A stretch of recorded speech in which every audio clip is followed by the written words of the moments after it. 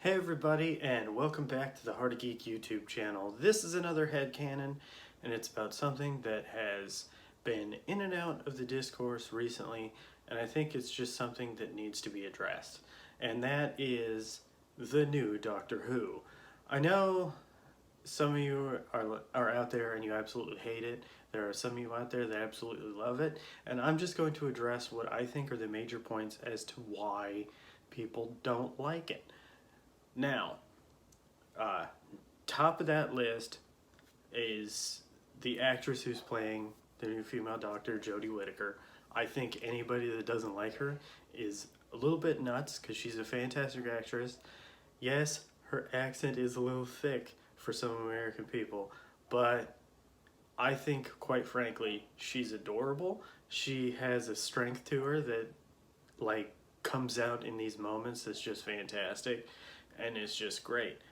So, that being addressed, we're moving on to my next point.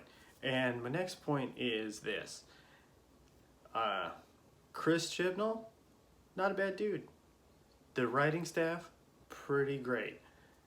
People tend to think that these new seasons are a little bit too preachy and SJW-y, but I'm a fan of Who for a long time, and sometimes it gets a little preachy.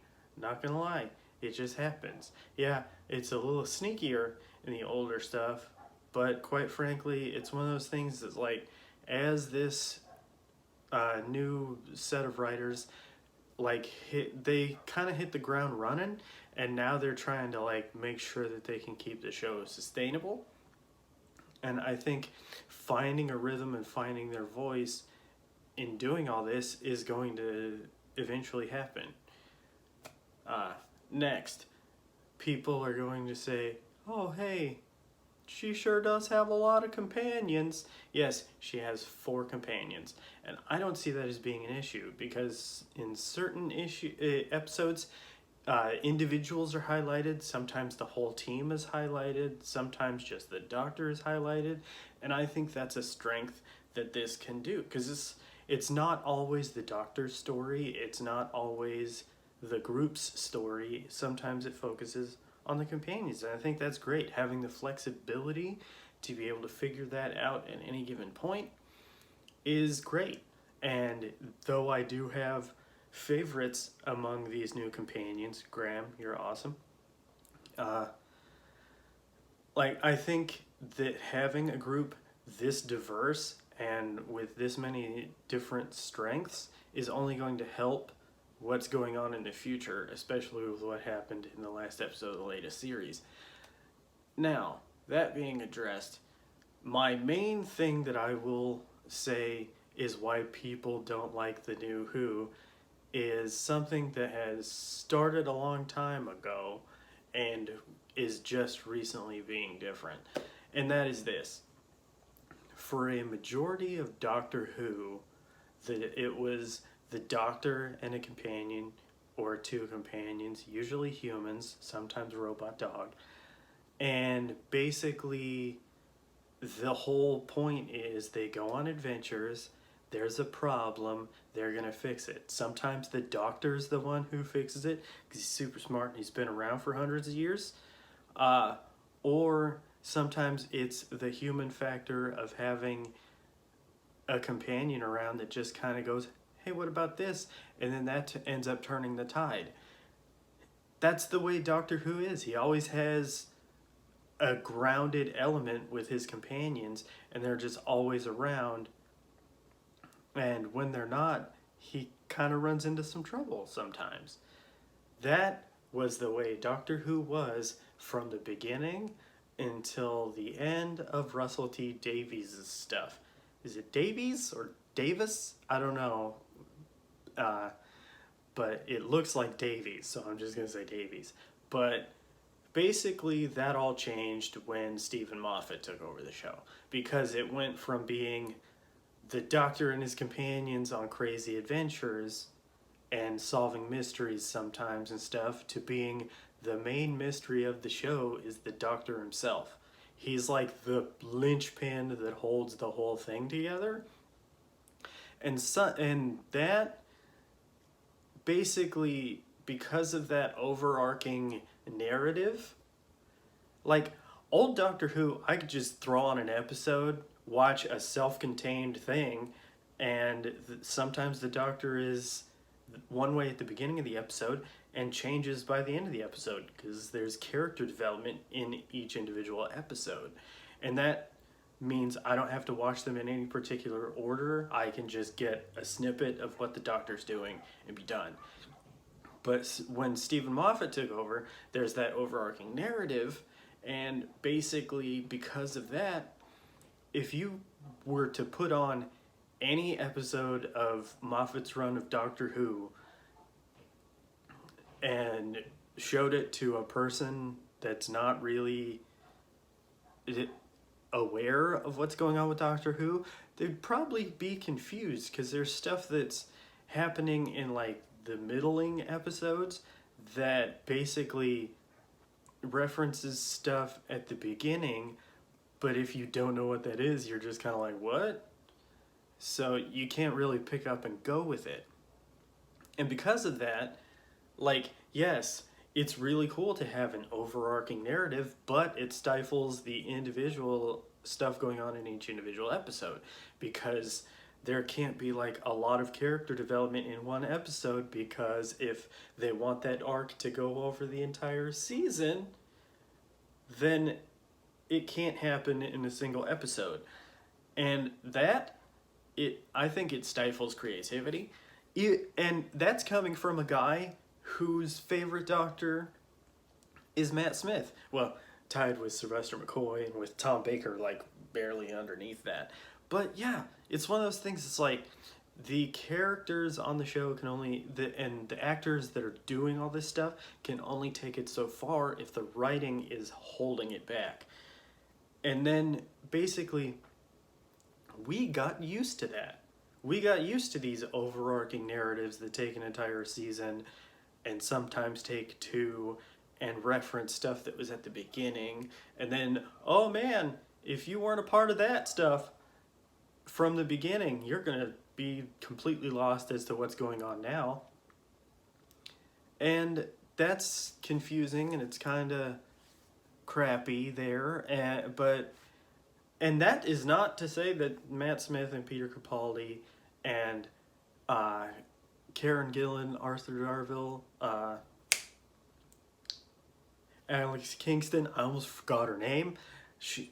River Song is my all-time favorite. Just I don't call her companion because she's kind of in and out of his life and the timeline's all weird and it's awesome.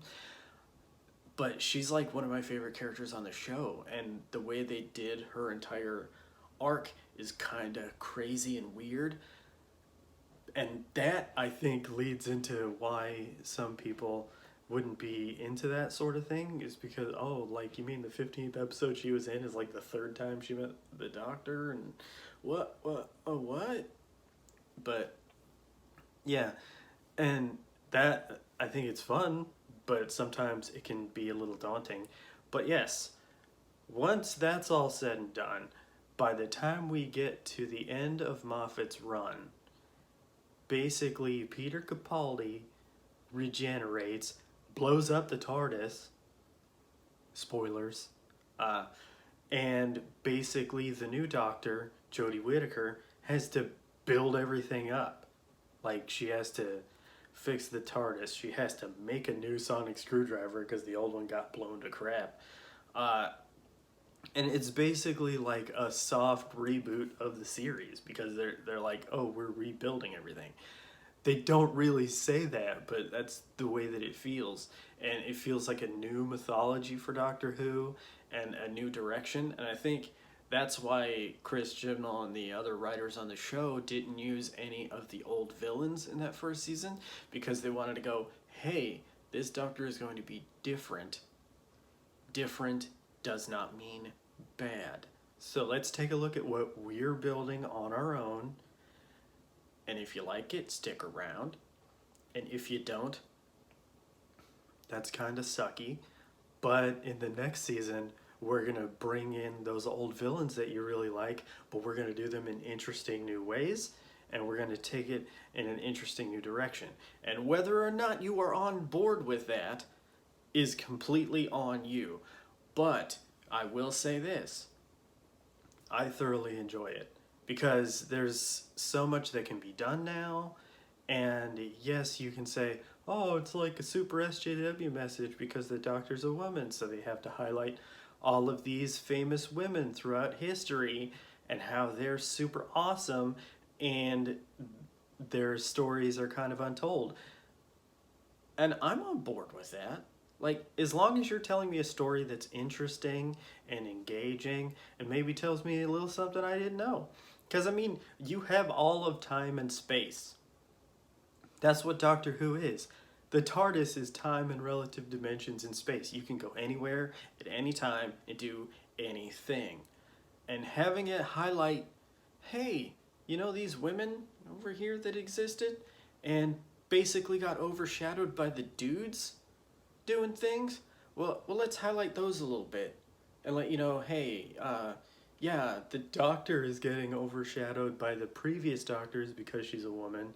So let's show you how women have always been badass. And just, I think that's awesome.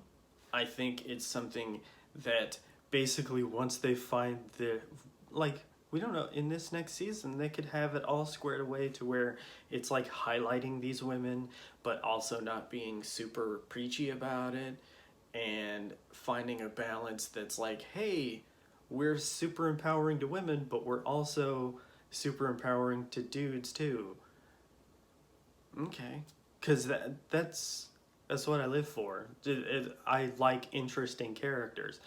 Man, woman, gay, straight, any race, I don't care. As long as they're interesting. Give me, even if it's a cis white dude who's like, you could look at him and go, that dude's boring. Tell me a story that's engaging, and I'm on board. But yeah, so that's my whole thing. Like, I could be wrong on this. If I'm wrong, tell me in the comments. Do you like the new Doctor Who? Let me know. Throw it down there in the comments. Is there a certain direction you wish it would go?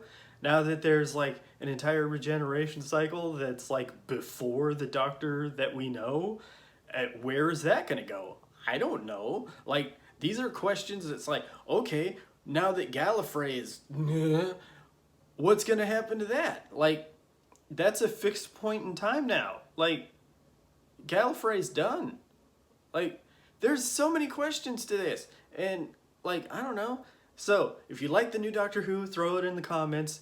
Give me a like if you like the new Doctor Who. If you want to hear more about me talking this kind of stuff, go ahead and hit subscribe. See more stuff like this. We have a bunch of playlists here you can take a look at. My brother does music reviews. We got some more stuff coming down the pipeline. We have a kids channel called the Hard Geek Kids Edition. My brother's kids are doing Lego builds on there and board game reviews. We got more stuff coming down the pipeline on that. We had a few Minecraft Dungeons streams that we archived on the YouTube channel. But yeah, if that's the kind of stuff, go over there and subscribe too. Yeah. And go to our website, theheartofgeek.com. Take a look at the stuff we have there. We have podcasts. That's pretty awesome. And yeah, if you like the kind of geeky stuff we do, stick around because we're going to do even more geeky stuff. And I hope to see you again here on The Heart of Geek, and especially on my stuff, because I like my stuff and that's why I keep making it. But yeah, if I don't see you again, have a great day, a great week, a great month, and a great year. But I hope to see you again here on this channel. Bye-bye.